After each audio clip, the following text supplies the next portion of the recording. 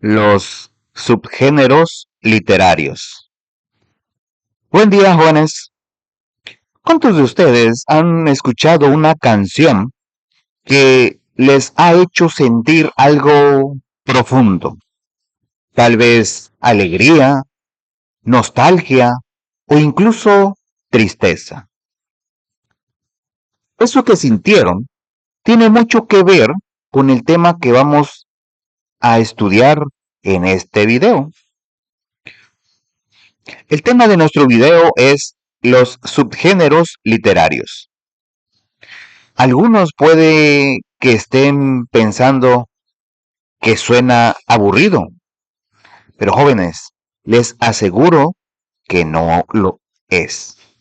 De hecho, los subgéneros literarios están más presentes en la vida diaria de lo que ustedes se puedan imaginar.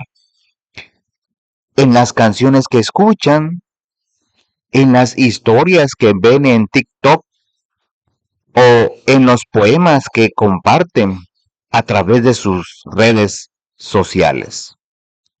¿Qué son los géneros literarios? Muy bien, comencemos por lo básico, jóvenes. Imaginen que toda la literatura es como una gran biblioteca. Y en esa biblioteca necesitamos organizar los libros para encontrarlos fácilmente. Pues los géneros literarios son exactamente eso, una forma de organizar y clasificar los textos. Por su estructura e información, los textos se agrupan en tres grandes géneros literarios. Y aquí viene algo importante que quiero que ustedes memoricen. Esta clasificación no considera el tiempo en que se crearon. ¿Qué significa esto? Que un poema escrito hace 500 años y una canción escrita ayer pueden pertenecer al mismo género si comparten las mismas características. El tiempo no importa. Lo que importa es la estructura y el propósito del texto. Los tres grandes géneros son el género lírico, el género narrativo y el género dramático. Hoy nos vamos a concentrar principalmente en el género lírico, que es el que más tiene que ver con las emociones y los sentimientos. El género lírico y sus características.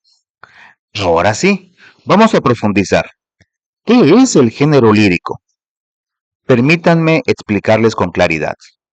El género lírico agrupa textos que expresan los sentimientos, emociones o estados de ánimo. Puede ser escrito en forma de verso o en prosa. Lo más importante es que utiliza un lenguaje poético o metafórico. Déjenme ponerles un ejemplo muy sencillo. Si yo les digo, estoy triste, eso es lenguaje directo, común y corriente.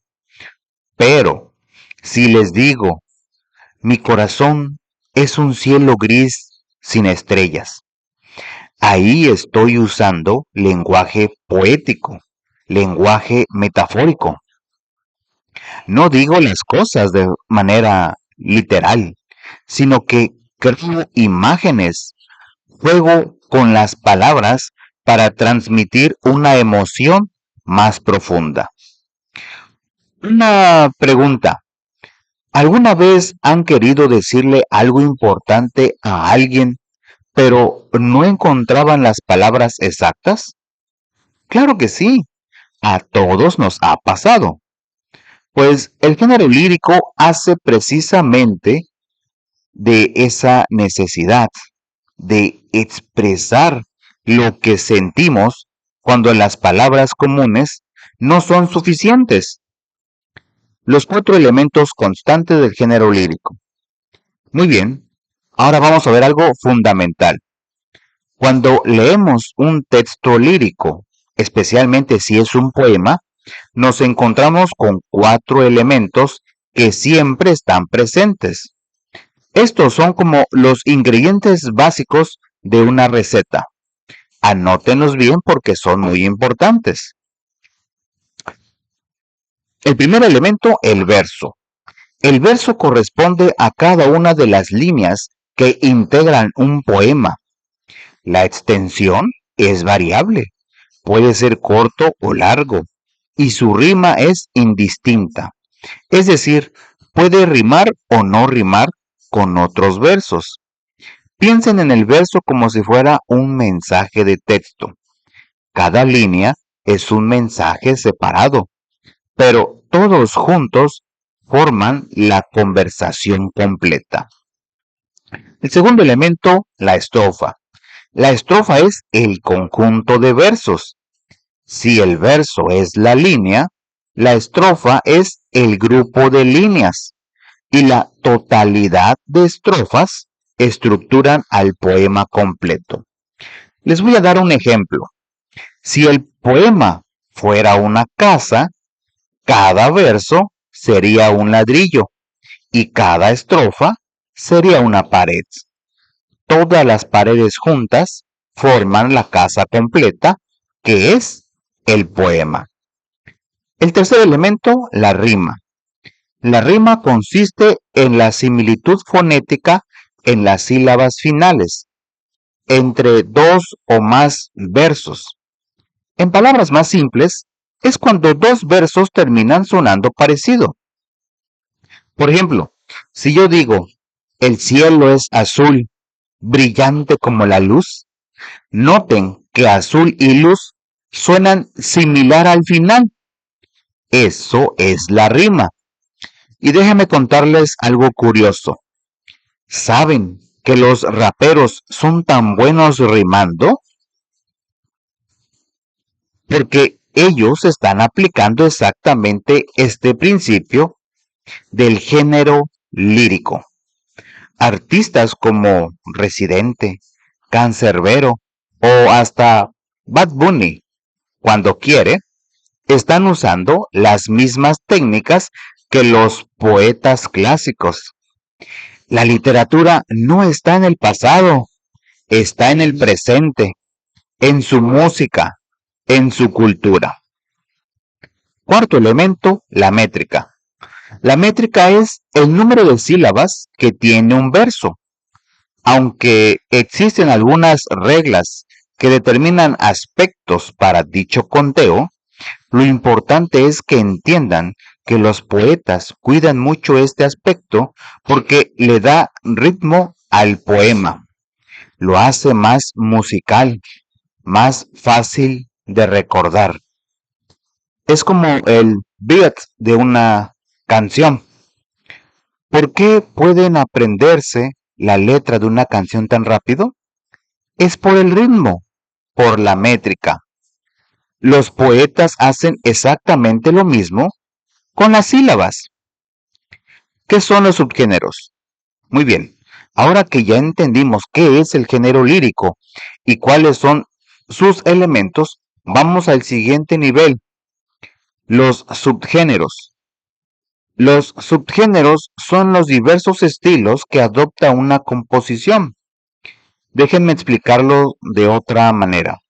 Si el género lírico es la categoría general, música, los subgéneros sería el rock, el pop, el reggaetón, la banda, el rap.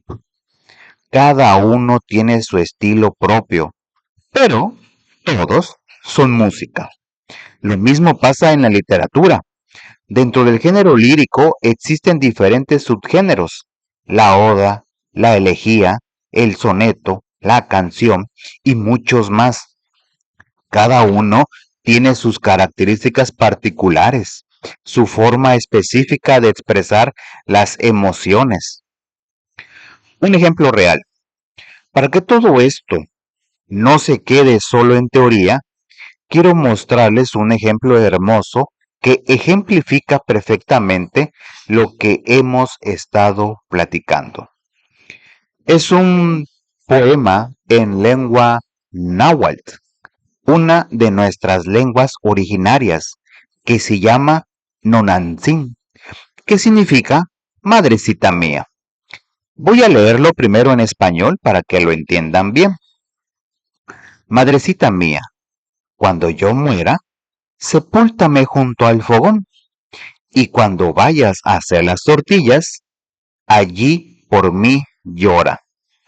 Y si alguien te preguntara, señora, ¿por qué lloras?